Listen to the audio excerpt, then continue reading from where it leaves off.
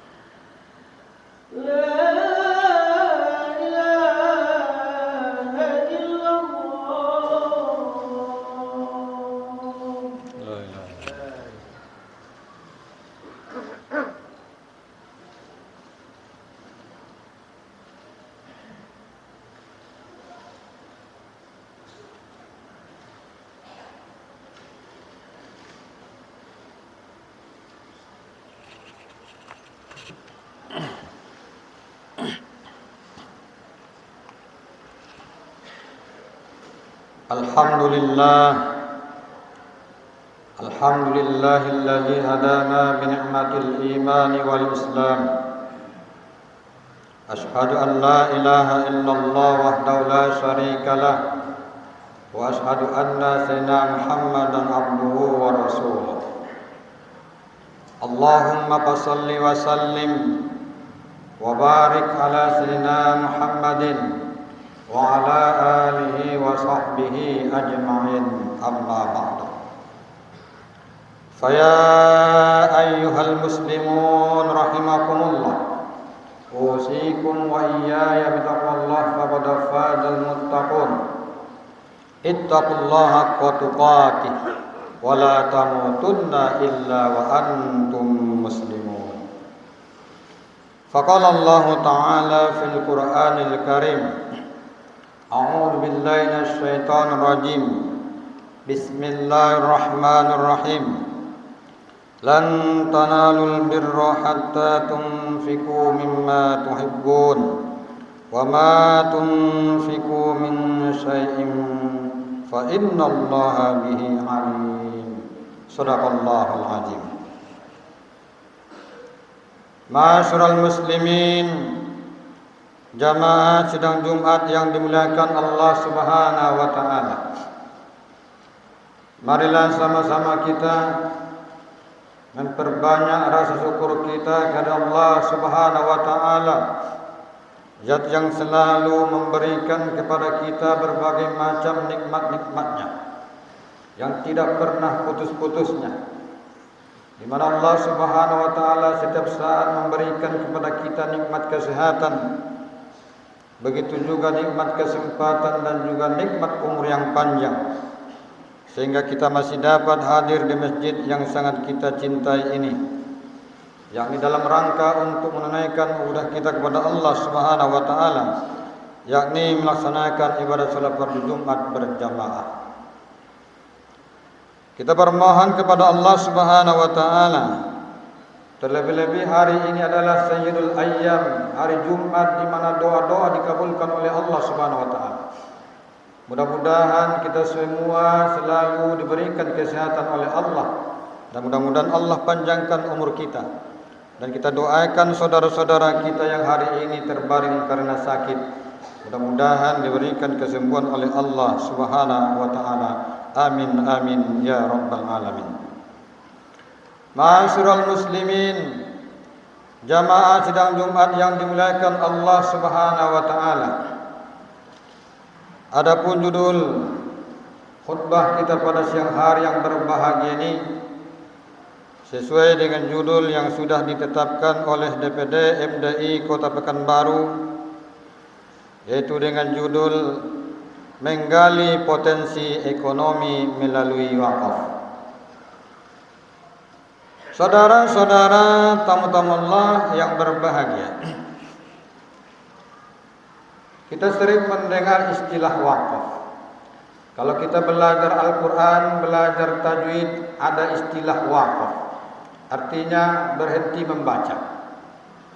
Nah, begitu juga dalam masalah harta ada nama istilah infak sedekah, ada hibah, ada wakaf.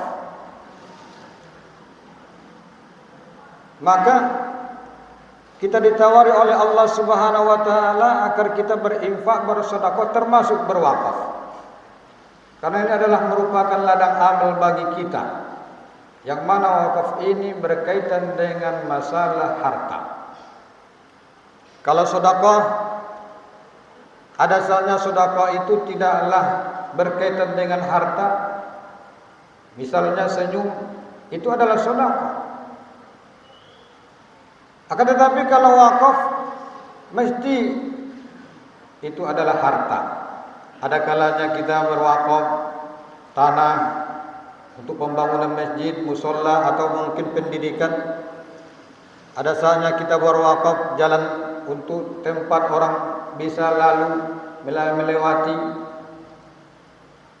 atau barangkali kita mewakafkan sumur, yang mana dengan air sumur itu bisa terbantu orang-orang yang sulit untuk mendapatkan air bersih, sebagaimana kisah Utsman bin Affan pada saat Rasulullah sallallahu alaihi wasallam mengumumkan kepada para sahabat-sahabatnya pada saat itu, siapa yang bisa membeli sumur yang dimiliki oleh orang Yahudi, maka ia akan mendapatkan ganjaran pahala yang besar dari Allah Subhanahu wa taala. Maka berbondong-bondonglah para sahabat-sahabat untuk membeli sumur, yang mana pada saat itu orang Yahudi ini kaya raya dia dengan hasil sumurnya, karena kaum muslimin selalu setiap saat mengambil airnya, membeli air dengan air orang yang Yahudi tadi. Lalu kemudian sahabat Utsman bin Affan, dia datangilah orang Yahudi tadi seraya menawarkan bagaimana orang Yahudi itu mau menjual sumurnya untuk dibeli oleh Utsman bin Affan. Namun hadirin, orang Yahudi tadi enggan untuk menjual sumurnya kepada Utsman bin Affan. Dia tidak mau menjualnya. Namun sahabat Rasulullah sallallahu alaihi wasallam Utsman bin Affan tidak putus asa. Lalu kemudian besok harinya dia datangi lagi orang Yahudi tadi sembari menawarkan, sekarang bagaimana kalau sumurmu ini tidaklah saya beli, tapi saya beli sehari untuk saya dan sehari untuk kamu. Lalu kemudian orang Yahudi itu pun setuju dengan tawaran Utsman bin Affan, merelakan sumurnya, hasilnya diambil 1 hari untuk Utsman, 1 hari untuk orang Yahudi tadi. Setelah sepakat hadirin, apa yang terjadi sesuai dengan apa yang dijanjikan oleh Rasulullah sallallahu alaihi wasallam, siapa saja yang bisa membebaskan sumur itu untuk kaum muslimin, dia akan mendapatkan pahala dari Allah Subhanahu wa taala. Maka seketika itu juga Utsman bin Affan mendatangi Rasulullah. Ya Rasulullah, itu sumur sudah menjadi milikku dan sekarang aku wakafkan untukmu ya Rasulullah. Lalu kemudian Rasulullah sallallahu alaihi wasallam mewakafkan sumur itu untuk maslahat kaum muslimin dan muslimat. Sejak saat itu kaum muslimin wal muslimat, giliran sumur itu dipakai untuk kaum muslimin, berbondong-bondonglah orang muslim mengambil persiapan air 1 hari 2 hari. Besok harinya giliran orang Yahudi tadi untuk mendapatkan maslahat ini air, 1 orang pun dari pagi sampai malam hari tidak ada 1 orang yang beli. Kenapa? Karena kaum muslimin sudah mengambil air sebanyak-banyaknya untuk keperluan beberapa hari. Besok harinya giliran Utsman bin Affan lagi, berbondong-bondong lagi kaum muslimin wal muslimat mengambil kebutuhan air dari sumur itu. Dan giliran hari berikutnya, giliran orang Yahudi tadi, 1 orang pun tidak ada yang datang ke sumur itu untuk membeli sumur orang Yahudi tadi. Akhirnya jatuh bangkrutlah orang Yahudi tadi, karena inilah siasat dagang yang dipakai oleh Utsman bin Affan. Akhirnya orang Yahudi tadi pun melepaskan sumur itu dimiliki seutuhnya oleh Utsman bin Affan, dan alhamdulillah hasil dari sumur yang diwakafkan Utsman bin Affan itu manfaatnya bukan saja di zaman itu, bahkan sampai zaman kita sekarang wakafnya masih dapat dirasakan oleh kaum muslimin dan muslimat. Nah hadirin, kalau dalam satu hadis Rasulullah sallallahu alaihi wasallam bersabda, "Iza mata ibnu Adam in qata'a amalu bisalasin." Ini sering kita dengarkan. Hadis ini yang menjelaskan bahwasanya setiap orang kalau sudah mati terputus seluruh amalnya illa bisalasin, kecuali 3 perkara. Shadaqatun jariyah, ilmu yang tafa'u bihi, awaladun sholihah yad'ulah. 3 perkara hadirin. Maka kalaulah di dunia ini, kalau ada orang PNS atau ASN, ada saatnya nanti dia cukup umurnya tak bisa lagi bekerja. Tidak bekerja tapi masih dapat gaji pensiun. Nah, kita pun diberikan kesempatan mati kita tapi pahala terus mengalir. Kalau urusan dunia saja orang sudah tidak bisa bekerja, sudah saatnya dia pensiun, tidak bekerja tapi setiap bulannya dia dapat gaji. Nah Allah Subhanahu wa taala pun menawarkan ini kepada kita kaum muslimin. Siapa yang diantara kita mau untuk mengambil pensiunnya? Mati kita tapi tetap pahala terus mengalir kepada kita. Apa amalannya? Shadaqatun jariyah. Inilah wakaf. Hari ini kita mengawakafkan sebidang tanah, kemudian dibangun di atas tanah itu masjid. Maka selama masjid itu dipakai kaum muslimin muslimat untuk beramal ibadah, untuk sholat dan untuk kegiatan-kegiatan lainnya, sementara orangnya sudah puluhan tahun meninggal dunia, sampai hari ini setiap orang yang sholat di dalam masjid itu pahalanya terus mengalir kepada orang yang menginfakkan tanahnya untuk dibangun untuk masjid. Masih mengalir pahalanya. Kalau ibaratkan orang pensiun tadi masih terima gaji dia, maka kalaulah sering kita dengarkan harta akan binasa, ada caranya harta jangan binasa. Bagaimana kalau makanan, agar jangan makanan jangan seterusnya menjadi sampah, sedekahkan itu makanan, maka itu menjadi pahala bagi sedekah untuk kita. Kalaulah harta kita, rumah kita, tanah kita, mati kita besok berganti orang yang menempatinya, maka kalaulah rumah akan hancur, tanah akan habis, bagaimana itu tidak habis? Caranya wakafkanlah.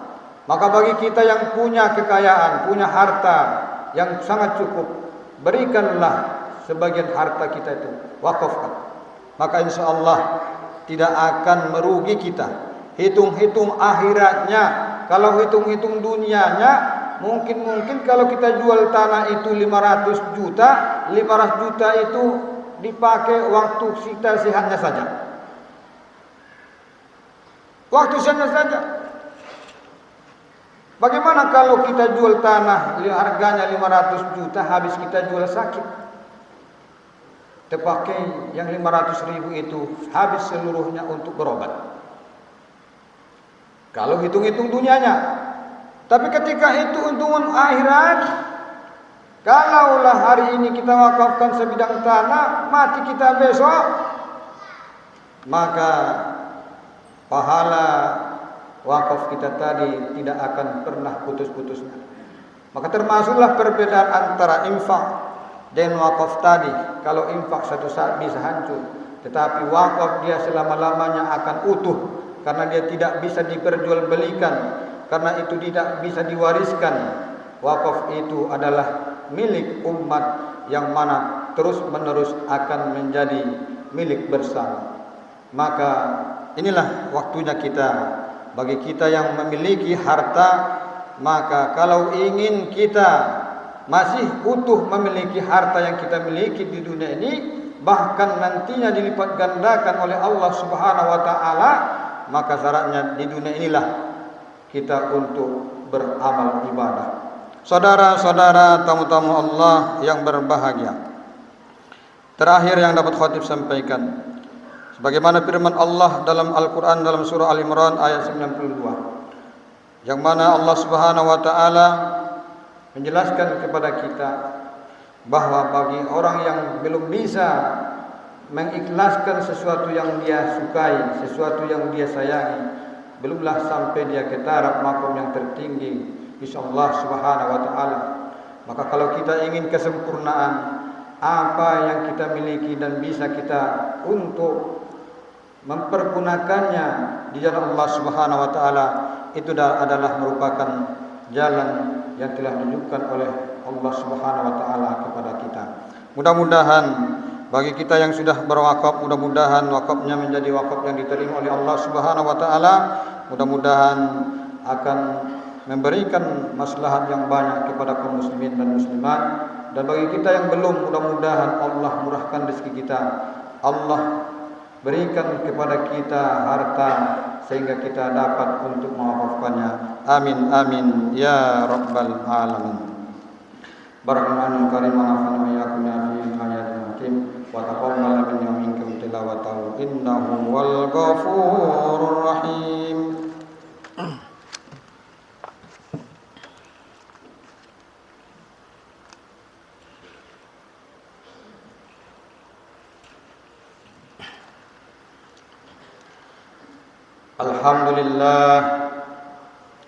Alhamdulillahilladzi amrana bittihal muqtasam bihablillahil matin. Asyhadu an la ilaha illallah wahdahu la syarika lah wa asyhadu anna sayyidina Muhammadan abduhu wa rasuluhu rahmatan lil alamin. Allahumma shalli wa sallim wa barik ala sayyidina Muhammadin wa ala alihi wa sahbihi ajma'in, amma ba'du. Fa ya ibadallah, ittaqullaha haqqa tuqatih wa la tamutunna illa wa antum muslimun. Faqala Allah Ta'ala fil Qur'anil Karim, a'udzu billahi minasyaitonir rajim, bismillahirrahmanirrahim.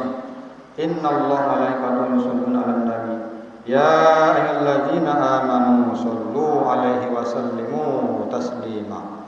Allahumma shalli 'ala sayyidina Muhammad wa 'ala ali sayyidina Muhammad kama shallaita 'ala Ibrahim wa 'ala ali Ibrahim wa barik 'ala sayyidina Muhammad wa 'ala ali sayyidina Muhammad kama barakta 'ala Ibrahim wa 'ala ali Ibrahim fil 'alamin innaka Hamidum Majid.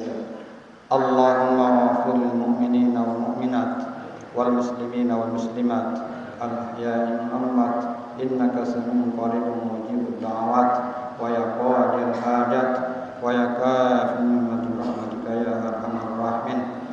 ربنا تقبل منا قول الحق أنت خير الفاتحين. ربنا آتنا في الدنيا حسنة وفي الآخرة حسنة وقنا عذاب النار. عباد الله إن الله المرسل وإيتاء والنهي عن الفحشاء والمنكر والبغي يعظكم لعلكم تذكرون. فاذكركم ولا ذكر الله أكبر. أقيموا الصلاة.